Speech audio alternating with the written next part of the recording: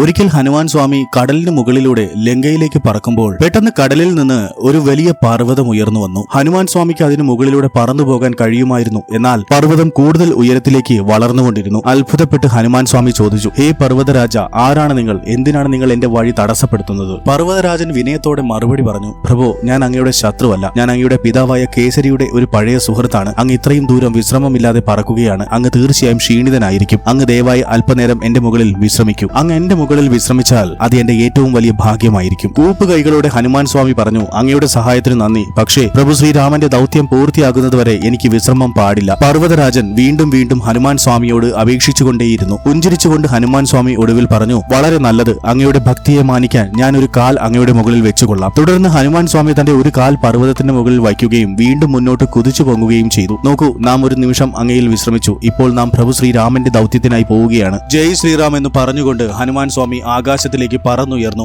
ഹനുമാൻ സ്വാമിയുടെ ഈ കഥ നിങ്ങൾക്ക് ഇഷ്ടമായാൽ ലൈക്ക് ആൻഡ് സബ്സ്ക്രൈബ് ചെയ്ത് കമന്റ് ബോക്സിൽ ജയ് ബജ്രംഗ് ബലി എന്ന് ടൈപ്പ് ചെയ്യൂ. ജയ് ബജ്രംഗ് ബലി.